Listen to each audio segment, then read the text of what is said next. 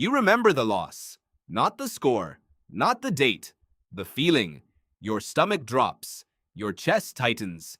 Something in you replays the final play over and over, even years later, even when it doesn't matter anymore. But here's the strange part. Your body isn't just remembering a game. It's running a program that's millions of years older than basketball, older than competition itself, older than the idea of a scoreboard. The real answer is far stranger than "you're a sore loser." Think about the last time you lost something that mattered. A match, a job, an argument with someone you love. Your hands probably got cold. Your jaw probably tightened. You probably couldn't sleep that night, replaying it. That's not weakness. That's biology doing exactly what it was built to do. Your ancestors didn't compete for trophies. They competed for rank. And rank, for most of human history, wasn't a metaphor. It was survival. The psychologist John Price first proposed something called the social rank theory back in the 1960s and 70s. He noticed something odd while studying depression. People who lost status, whether in a job, a relationship, or a social group, didn't just feel sad. Their bodies responded as if they had lost a fight. Literally lost a fight. The kind where the outcome decided who ate first and who didn't. Price argued that humans evolved a built-in ranking system, a part of your brain constantly tracking where you stand compared to everyone around you. Win, and you get a flood of confidence, energy, even physical changes in your posture. Lose, and your body pulls back. Shoulders drop, eyes lower, energy drains. Sound familiar? That's the walk of an athlete leaving the court after a loss. Here's where it gets stranger. This isn't just psychological, it's chemical. Researchers studying testosterone in competitive situations have found something called the winner effect and its darker twin, the loser effect. When you win a competition, your testosterone rises. Not because you're more aggressive, because your body is preparing you to compete again, to hold your new rank. But when you lose, the opposite happens. Testosterone drops, and it doesn't just drop for a moment. Studies on this effect, going back to research by endocrinologist Alan Mazur in the 1980s, show that the drop can linger, shaping behavior for hours or even days after the loss itself. Your ancestors needed this.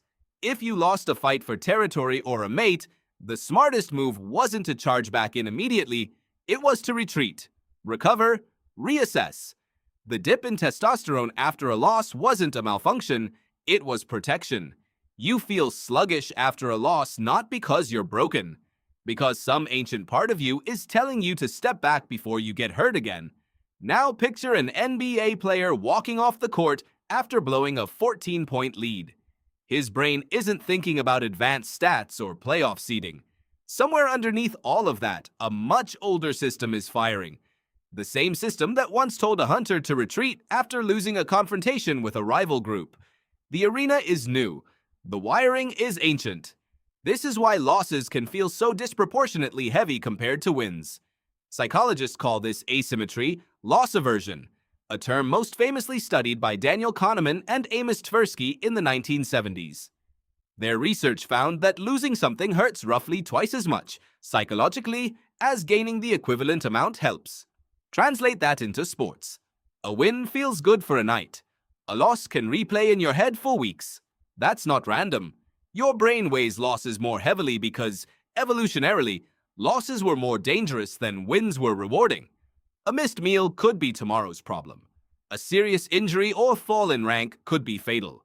So when an athlete says a championship loss haunts them, they're not being dramatic. They're describing exactly what loss aversion predicts. The brain doesn't file that memory away like an ordinary event. It tags it as a threat worth remembering, so the same mistake doesn't happen again. But why does it linger in the body, not just the mind? This is where another piece of the puzzle comes in. Cortisol, the hormone most associated with stress, spikes during competitive loss. And cortisol doesn't just disappear once the final whistle blows. It can stay elevated for hours, sometimes longer, especially after a high-stakes defeat. This is why some athletes describe feeling physically exhausted after a tough loss, even if the game itself wasn't especially demanding. Their body is still running the threat response. Heart rate slightly elevated, sleep disrupted, appetite altered. Your ancestors' bodies did the same thing after a serious confrontation. The fight may have ended, but the body kept preparing for the possibility that it wasn't truly over. Maybe the rival group would return. Maybe the threat to your rank wasn't finished. You don't live in that world anymore. But your nervous system hasn't gotten the memo. Here's the part that should change how you watch sports forever.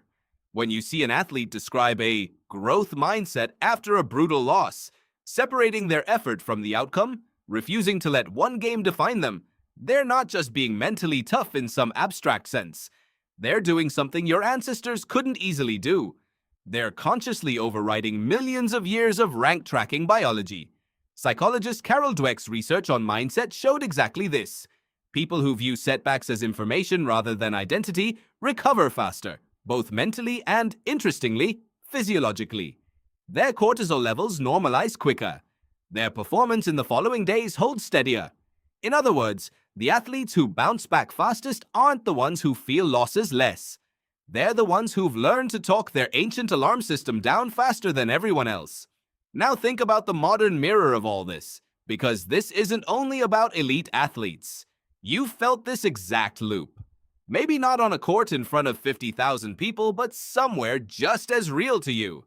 A missed promotion, a relationship that ended badly, an argument you lost in front of people whose opinion mattered to you.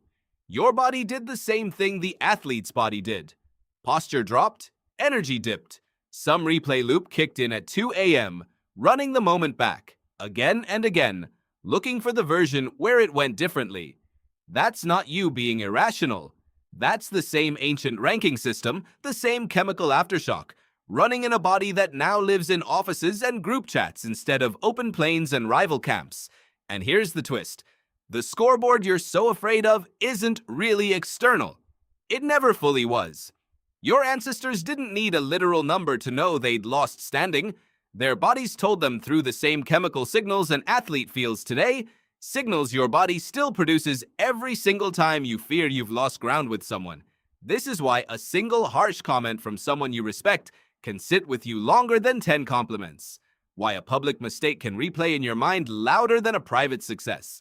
Loss aversion, social rank tracking, the lingering chemistry of defeat, all of it evolved long before scoreboards existed, and all of it is still quietly running underneath every competition you've ever cared about.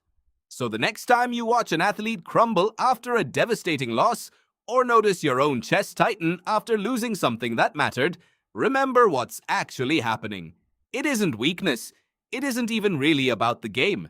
It's a survival system built for a world of rival tribes and scarce resources, doing exactly what it was designed to do in a body that now wears a jersey instead of animal hide. You don't just remember the score. You never did. You remember the feeling, because somewhere deep inside you, the scoreboard was never really about the score at all.